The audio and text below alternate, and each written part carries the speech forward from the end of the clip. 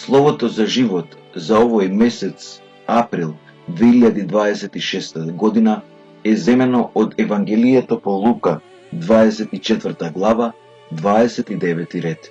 И тоа гласи: Остани со нас, зашто денот одмина и наскоро ќе се стемни.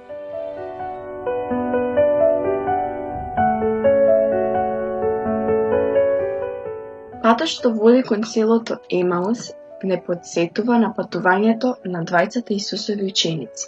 Тие разочарани поради неисполнетите соништа и планови, по сите оние силни моменти поминати со учителот, тие се враќале дома за да го продолжат животот што го напуштиле, оне што го живееле пред да го сретнат него. Поминале само 3 дена од распнувањето, а нив ги обзело разочарување, страх и сомнеш. Се оддалечувале од Ерусалим, од неостварениот сон, оддалечувајќи се од Христос и неговата порака. Тажни, затоа што на некој начин веќе одлучиле да се откажат од проектот поради кој тие тргнале да го следат Исуса. Ова е приказ на сите нас, кога се чувствуваме изгубени во ситуација што не става пред избор. Често пати мислиме дека враќањето назад, откажувањето и апатијата се единственото решение за нашата вознемиреност. Кому од нас не му е блиска куќата на Клеопа во Емаус? Кој не чекорел по тој пат една вечер кога е изгледало дека се е изгубено? Христос умрел во нас.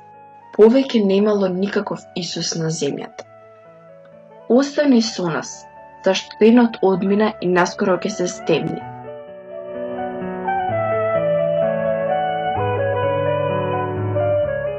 Додека оделе, на двајцата им се придружил еден странец, кој не знаел всушност што се случило. Им поставува конкретни прашања, кои што ја изнеле на површина целата нивна горчина и очај. Напрво ги слушал, а потоа почнал да им го толкува Светото писмо. Тој разговор, таа средба, оставиле длабока трага во нив. Иако се уште не го препознале Исуса, го замолиле да остане со нив, зашто се спуштала ноќта. Ова е можеби една од најубавите молитви што ги наоѓаме во Евангелието. Првата молитва што учениците ме упатуваат на воскреснатиот. Тој трогателен повик сите можеме да му го упатиме, за да остане со нас и меѓу нас.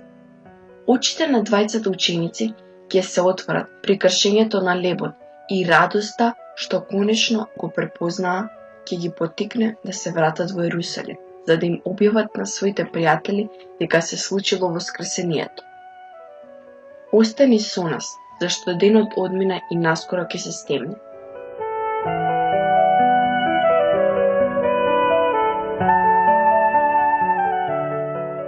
Можеби ништо подобро од овие зборови не го објаснува искуството на нас фоколарините од самиот почеток, кога живеевме со Исус меѓу нас, пишува Кјара Лубик. Исус е секогаш Исус. Тој ни го толкува Светото писмо и кога е само духовно присутен.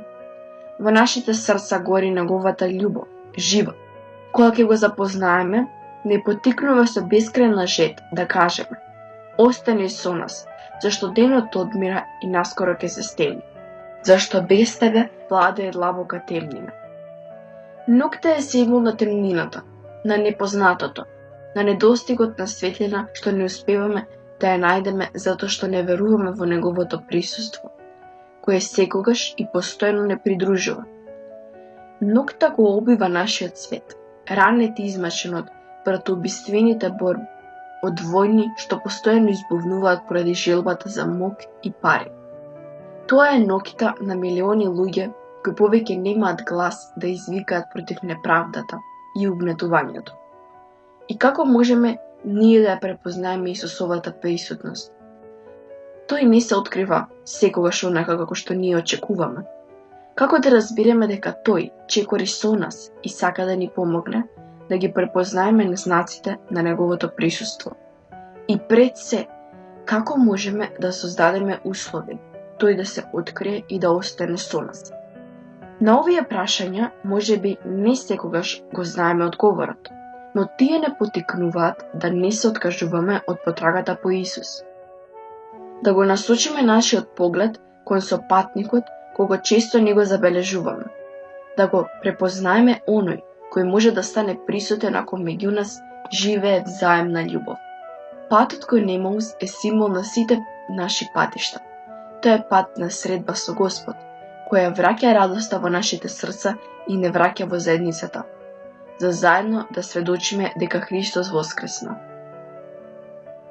Остани со нас, зашто денот одмина и наскоро ќе се стемни.